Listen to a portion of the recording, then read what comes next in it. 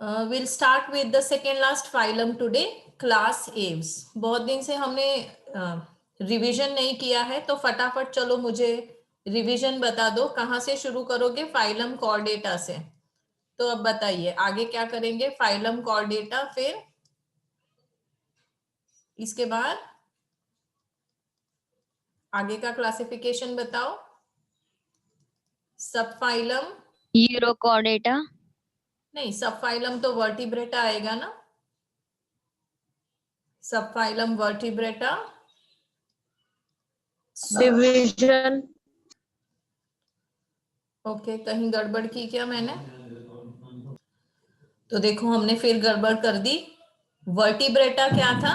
सो सब phylum vertebrata था, phylum Chordata, और पीछे जाऊं क्या इसके? सो या क्लासिफिकेशन ऑफ कॉर्डेटा में 3 सब फाइलम है, ट्यूनिकेटा, या तो यूरोकॉर्डेटा, सिफेलोकॉर्डेटा एंड वर्टिब्रेटा। तो हमारा सब फाइलम तो हो गया वर्टिब्रेटा, और उसके बाद डिवीजन आएगा gnathostomata. So let us write it. Subphylum vertebrata सही है। I need to write here division. तो डिवीजन क्या आ जाएगा? आप लोग जितना बोलेंगे उतना रिटेन करेंगे, please speak it. So division क्या हो गया? ग्नैथोस्टोमेटा, और उसके बाद क्या अग्नेथा। आएगा? Super class Tetrapoda, Pisces and Tetrapoda. है ना। अभी तो हम एव्स की बात कर रहे हैं, तो सुपर क्लास आ जाएगा टेट्रापोडा, और उसमें क्लास आ जाएगा एव्स। क्लियर है ओरिएंटेशन? अब कैरेक्टरिस्टिक्स यस। पढ़ते हैं एव्स के, है ना। So now let us study characteristics of Aves. जैसे कि हमने देखा है एव्स में बर्ड्स आएंगे, तो सबसे डिस्टिंक्ट फीचर क्या है बर्ड्स का? They have presence of feathers, most of them can fly. So उनका लोकोमोशन का मोड क्या है? Flying. But there are certain flightless birds also, like ostrich. आप नोट करते जाइए, ये सबको ऑब्जर्व शतुरमुर्ग। करेंगे हम। ओके अब क्योंकि मैंने बोला है ग्रैथोस्टोमेटा, तो उसमें जॉस प्रेजेंट होने चाहिए, पर बर्ड्स के जॉज नहीं दिखते हैं। क्यों? Because jaws are modified into beak, या तो इसको बिल भी बोलते हैं, और इसीलिए बहुत सारे बर्ड्स के नाम भी ऐसे ही है। जैसे एक बर्ड का नाम है हॉर्नबिल। ओके, तो बिल का मतलब होता है बीक। अच्छा, why are they modified into beak? आपने देखा है बर्ड्स फीड कैसे करते हैं? How do they feed? और let me yes ask, ma'am. What do they feed? क्या खाते हैं बर्ड्स? मैम बाजरा। Earthworms, seeds. इंसेक्ट्स खाते हैं, श्रुजल ने बोला बाजरी खाते हैं, तो सीरियल्स। ओके, तो हाँ वो ये जो है ना छोटी छोटी चीजें हैं। अब देखो उसके पास हाथ नहीं है खाने के लिए, हम कैसे खाते हैं? हाथ से खाते हैं। पर उसके जो हाथ है, हाथ मतलब फोर लिम्स, फोर लिम्स तो मॉडिफाई हो गए उसके टू प्रोड्यूस विंग्स। तो उसको किससे खाना पड़ेगा? उसको माउथ से खाना पड़ेगा। So that mouth is modified into, the jaws are modified into beak, ताकि वो उससे पिक करके खा सके। बीक कैसी होती है? ऐसी होती है ना। थोड़ा सा अगर मैं बर्ड बनाने की कोशिश करूं तो ऐसी बीक होती है उसकी। So it is modification for feeding. Okay, जैसे मैंने अभी बताया fore limbs are modified into wings. तो टेट्रापोडा है ये, तो they will have 2 types of. अच्छा, टेट्रापोडा हमने लिखा या नहीं लिखा? Did we write it in our लिखा मैम। क्लासिफिकेशन? लिखा है यस मैम। मैम। तो ठीक है। सो ये जो उसके पास 2 पेयर्स ऑफ लिम्स होंगे, फोर लिम्स और हाइंड लिम्स। तो फोर लिम्स क्या बन गए? फोर लिम्स बन गए wings, so that they can fly. और हाइंड लिम्स कैसे होते हैं? Hind limbs generally have scales, and they are modified for walking, swimming, clasping the tree branches. Perching भी बोल सकते हैं आप उनको। ठीक है, तो कौन से बर्ड्स हैं विच आर वॉकिंग? कौन से बर्ड्स हैं जो जल्दी जल्दी भागते हैं? आप नोट डाउन करके अपनी नोटबुक में रखो, ये सारी चीजें हमको देखनी है। तो emu, and ostrich. These are flightless birds और ये लोग बहुत जल्दी जल्दी भागते हैं। अच्छा, कौन से बर्ड्स हैं जो स्विम करते हैं बताइए? Swan, duck. Yes, penguin. Duck, correct. Duck, swan, penguin एक अलग केस है, इसको बाद में डिस्कस करेंगे। तो डक, स्वान, ये सारी चीजें स्विम करती हैं। तो हम ना इनके भी फीट देखेंगे कि कैसे हैं। ओके, तो दो चीजों को हम बहुत ध्यान से देखेंगे बर्ड्स में। कौन सी दो चीजों को? एक हम देखेंगे बीक, जिससे उसका न्यूट्रिशन का मोड हमको, न्यूट्रिशन का मोड तो खैर हेट्रोट्रॉपिक ही है, उसकी फीडिंग हैबिट्स हमको पता लग सकती है बाय सीइंग द बीक।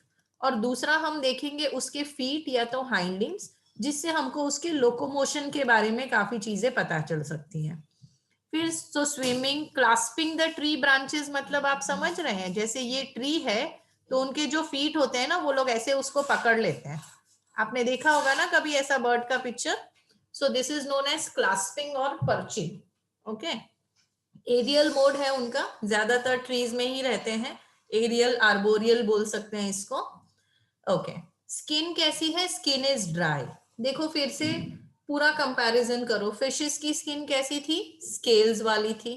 अब मुझे बता दो, ऑस्टिक्थिस में स्केल्स कैसे थे और कॉन्ड्रिक्थिस में स्केल्स कैसे थे? कॉन्ड्रिक्थिस में प्लेकॉइड और ऑस्टिक्थिस में टिनॉइड और स्लाइक्लॉइड। करेक्ट, हमने पीसी ऐसा याद रखा था। तो कॉन्ड्रिक्थिस में प्लेकॉइड थे और ये थे टिनॉइड या तो साइक्लॉइड स्केल्स। ठीक है। फिर एम्फीबियंस में स्केल्स थे ही नहीं, उनकी बॉडी में बहुत सारे म्यूकस ग्लैंड्स थे जो उनकी स्किन को कैसा रखते थे? उनकी स्किन को मॉइस्ट रखते थे, खास करके फ्रॉग में। फिर हमने रेप्टाइल्स पढ़े, रेप्टाइल्स के कैसे थे? स्किन कैसा था रेप्टाइल्स का? Dry और cornified. Dry and cornified. Dry, cornified, scutes, ये सारे वर्ड्स हम बार बार रिवाइज करते रहेंगे, छप जाने चाहिए दिमाग में। Okay, so skin is dry without glands. यहाँ पे ड्राई स्किन है विदाउट एनी ग्लैंड्स, मतलब म्यूकस ग्लैंड्स नहीं है स्किन में, लेकिन ऑयल ग्लैंड्स हैं। कहाँ पे है oil glands? At the base of the tail. अच्छा, मुझे ये बताओ, बर्ड्स नहाते हैं क्या हर रोज? Do they take bath?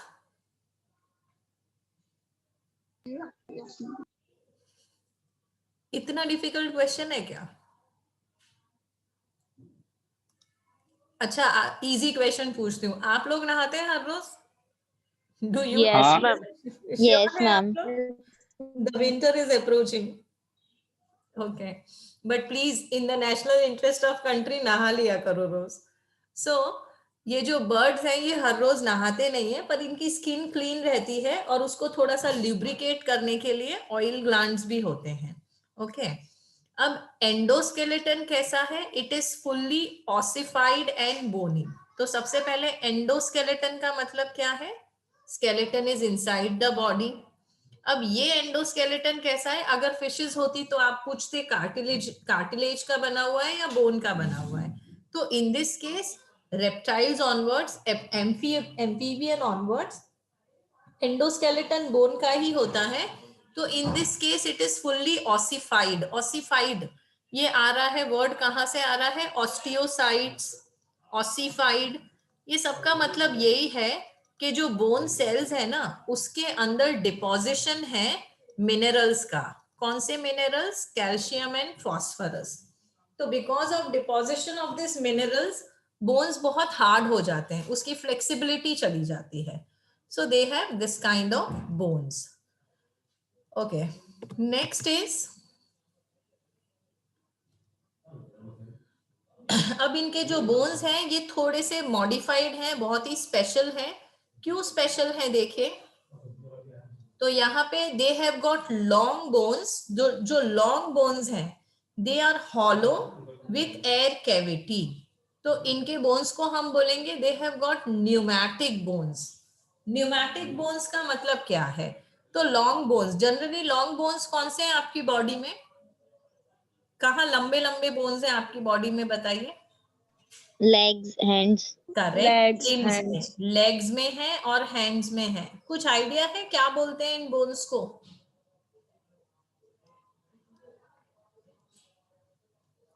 पढ़ेंगे हम, इसी साल पढ़ेंगे. So you have femur in your legs, you have humerus in your hands which articulates with radius and ulna. Radius इसको बाद में क्लियर कर दूंगी मैं, radius and ulna.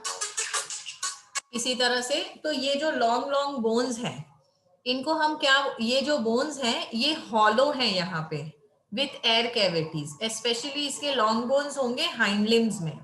Okay, so when I say that long bones are having air cavities, आप बता सकते हैं एयर कैविटी क्यों चाहिए बोन में? एयर कैविटी क्यों चाहिए बोन में? अच्छा, बर्ड्स क्या करते हैं, फ्लाई करते हैं. फ्लाई करने के लिए उनका वेट कैसा होना चाहिए? Light in wait.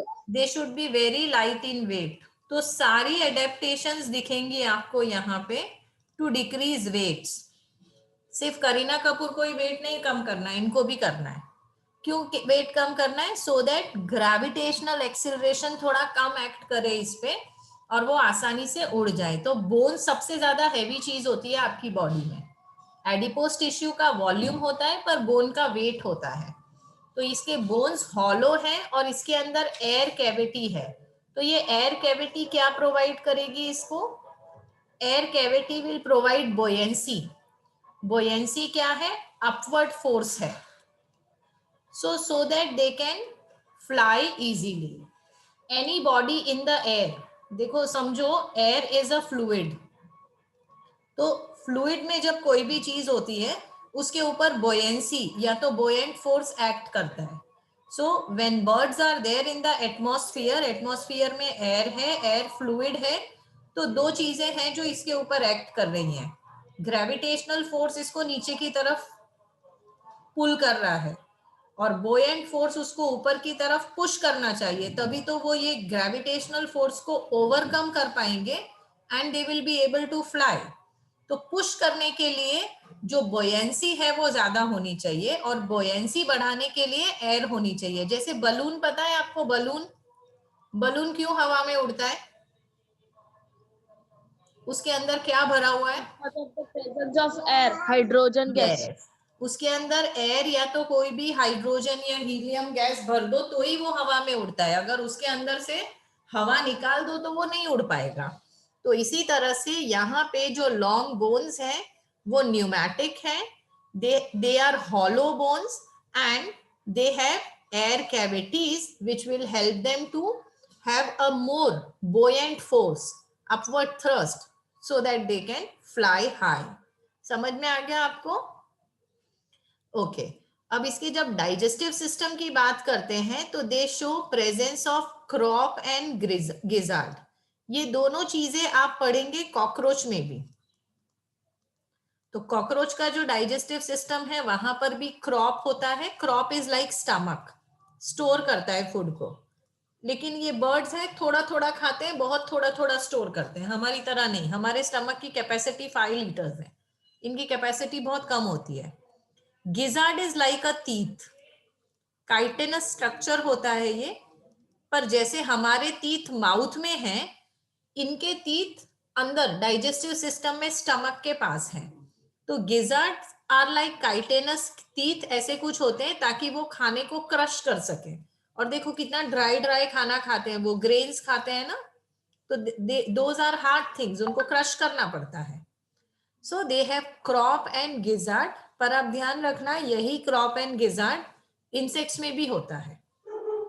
Okay, heart कैसा है इसका? 4 चैम्बर. तो फिर से फटाफट से बता दो, मैं यहाँ पे लिख रही हूँ fishes, amphibians, reptilians, Aves and mammals. किसके कितने chamber? Fishes 2 chamber. 2 chambered. Amphibia?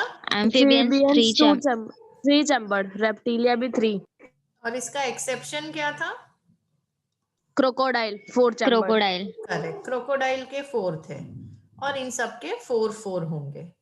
Okay, worm blooded animal है ये. तो वर्म ब्लडेड एनिमल्स देखो यहीं से शुरू हुए. इसके पहले बाकी सारे कैसे थे? कोल्ड ब्लडेड थे. पोइक्यूलोथर्म थे, ये होम्योथर्मस है। होमो मतलब यूनिफॉर्म, थर्मा का लेना देना है टेम्परेचर से, तो ये एक यूनिफॉर्म टेम्परेचर मेंटेन कर पाते हैं चाहे बाहर का टेम्परेचर कुछ भी हो। सो दे आर मोर इवॉल्व्ड, ज्यादा अच्छा अडेप्ट कर पाएंगे।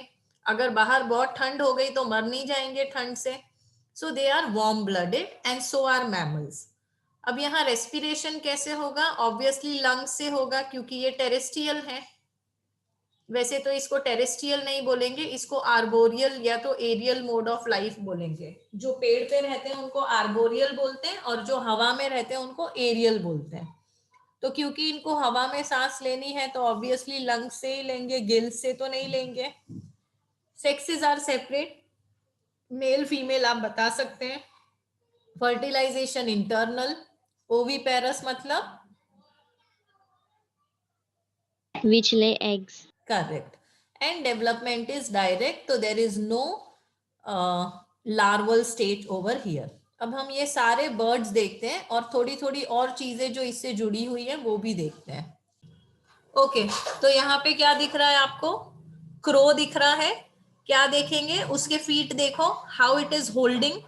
उसका बीक देखो, स्ट्रॉन्ग है, यानी ये हर तरह का खाना खा सकता है। ठीक है, हर तरह का खाना मतलब जो हार्ड फूड है वो भी खा सकता है।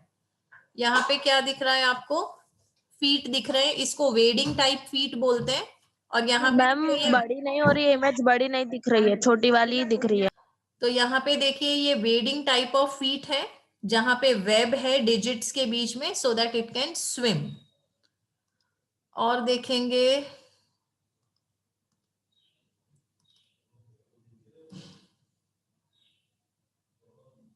बड़ी इमेज दिख रही है या छोटी दिख रही है? मैम छोटी वाली। छोटी अब यस मैम। दिखी ना बड़ी। तो ये फ्लाइटलेस बर्ड है, ईमू। और सृजल ने हमको बताया ईमू की गर्दन लंबी होती है, ऑस्ट्रिच की गर्दन छोटी होती है। नॉस्ट्रल्स भी दिख रही हैं उसकी, फेदर्स दिख रहे हैं, पर वो किसी काम के नहीं है, बस उसको इंसुलेट करेंगे, it will not be able to fly. No ma'am, हाँ ऑस्ट्रिच की लंबी होती है गर्दन। यस मैम, और इमू की छोटी होती है। ओके ओके, हाँ मैम, और आज ईमू मैं याद की काली रखूंगी। होती है और ऑस्ट्रिच की पिंक जैसी होती है। ऑस्ट्रिच लंबा है और ईमू छोटा है। छोटा है। ओके, ऑस्ट्रिच लंबा है, ऑस्ट्रिच का स्पेलिंग भी लंबा है, और ईमू का स्पेलिंग छोटा है तो उसकी गर्दन भी छोटी है, ऐसे याद रख लेती हूँ मैं। ठीक है,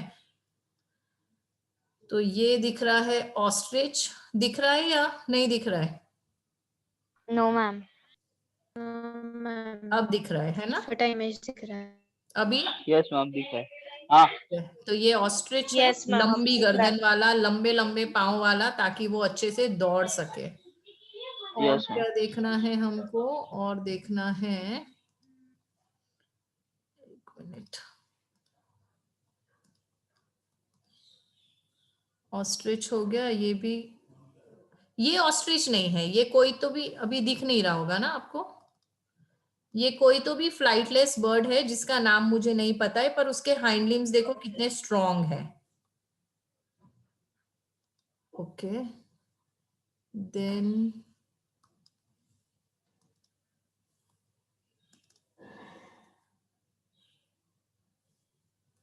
पैरेट्स देखेंगे। अब दिख रहे हैं पैरेट्स? Yes ma'am. आप उसके हाइंड लिम्स देखो, how it is holding to the branches. तो वो ना क्लॉज होते हैं और ऐसे कर्ल्ड होते हैं ताकि वो ब्रांचेस को अच्छे से पकड़ सके। You can see the beautiful colours, feathers, wings. उसकी बीक देखो, तो वो है ना नट्स को क्रैक कर सकता है इस बीक से। Then I should be showing you, ये आ गया हमारा राष्ट्रीय पक्षी मोर, दिख रहा है? मैम मैम, जो हाँ, हमने जो आगे जो फ्लाइटलेस बर्ड देखा था ना, उसका नेम है कैसोवेरी, और एकदम डेंजरस फ्लाइटलेस बर्ड माना जाता है वर्ल्ड का। डेंजरस क्यों? मैम वो बहुत ज्यादा स्ट्रांग होता है, मतलब उसकी जो नेक और वो उसका जो ऊपर का होता है ना, वो बहुत ज्यादा स्ट्रांग होता है ma'am. Shrujal is all geared to study zoology, huh? Chalo, thank you for the information. So cassowary is a dangerous flightless bird, and this is our sweet peacock. with all its gorgeous feather, the national bird. एक ये भी देख लेते हैं। तो ये हम वाला उनको भी डेंजरस माना जाता है क्योंकि है ना वो अपने क्लॉज से अटैक करते हैं और 1 ईयर में तो वो 200 लोग को अटैक कर लेते हैं और कोई उनको मतलब नो रीजन मतलब कोई रीजन ना हो तो वो अटैक नहीं करते, रीजन होना चाहिए तो वो 200 लोग को 1 ईयर में मार देते हैं। Oh my God. तो वो अटैक करते हैं ओनली जब उनको डेंजर फील होता है तब। Yes ma'am. ओके सो ये है स्वीट सी पेंगुइन फैमिली जो पोलर आइस में रहते हैं। फ्लिपर्स होते हैं इनके ताकि ये स्विम भी कर सके। और ये अकेला ऐसा बर्ड है जो 2 पाँव पे, मतलब सारे ही बर्ड्स 2 पाँव पे चलते हैं पर इसका ओरिएंटेशन वर्टिकल है इंस्टेड ऑफ हॉरिजॉन्टल। उसकी भी बीक देखो ऐसी है ताकि वो फिशेस को कैच कर सके अच्छे से। और हम देख लेते हैं ये अपना एक ही बर्ड है जो मुझे बिल्कुल पसंद नहीं है और वो है पिजियन। आपको पता है pigeon has been declared as a pest. The pigeons की पॉपुलेशन इतनी बढ़ गई है और ये बीमारियां फैलाते हैं, दे आर एक्चुअली पेस्ट। तो थोड़े कम भी हो जाएंगे तो कोई फर्क नहीं पड़ता, तो स्टॉप फीडिंग द पिजियंस और किसी बर्ड को फीड करो, ब्रीड करो, नो प्रॉब्लम। उसके पाँव देख लेना, स्केली फीट। ओके देन अब क्या बच गया हमारा, पिजियन हो गया, vulture my favourite. So where is the vulture, एक मिनट, कांट सी इट, एक मिनट। हाँ ये बहुत सारे फोटोज खुल गए हैं, मैं इनको बंद कर दूं।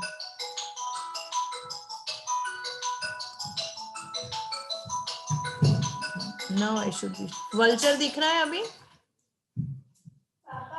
Can you see the vulture? Yes, ma'am. उसकी बीक Yes, देखो बहुत ma'am. स्ट्रांग है। वल्चर्स स्कैवेंजर होते हैं जो कि डेड बॉडीज खाते हैं और अगर ये डेड बॉडीज नहीं खाएंगे तो our earth will be very very dirty, so they are known as scavengers.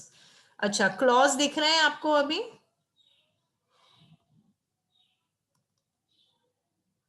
Can you see this? ये जो वॉकिंग बर्ड्स हैं उसके फीट है, देखिए थोड़े से पैडेड भी हैं। एंड देन हमारी 5 उंगलियां होती हैं पर इनके सिर्फ 3 ही डिजिट्स हैं, छोटा सा एक चौथा भी है। Okay so that is all about birds. जल्दी जल्दी से रिवाइज कर लेते हैं क्या क्या याद रखना है बर्ड्स के बारे में। चलो बिफोर द मीटिंग एंड्स फटाफट से लेट अस रिवाइज। क्या क्या याद रखेंगे आप इसमें? Presence of feathers, jaws modified into beak, forelimbs modified into wings, hind limbs generally have scales modified for walking, swimming, clasping. Then skin is dry without glands, endoskeleton ossified bony pneumatic bones, digestive tract में crop और gizzard है, 4 chambered heart, warm blooded, respiration by lungs, separate sexes, fertilization internal, oviparous and direct development। याद रखेंगे। Examples भी देखो यहाँ पे ना साइंटिफिक नेम भी दिए हुए हैं, पूरे पूरे तो नहीं पर थोड़े थोड़े, जैसे कि क्रो को कॉर्वस, पिजियन को कोलंबा, पैरेट को Psittacula, ostrich Struthio, then peacock is pavo, penguin is aptenodytes and nephron, neophron क्या है? nephron तो किडनीज में होते हैं, so vulture is Vulture. neophron। okay? तो हम एग्जाम्पल्स के साथ इनको याद रखेंगे विथ एग्जाम्पल्स एंड कैरेक्टरिस्टिक।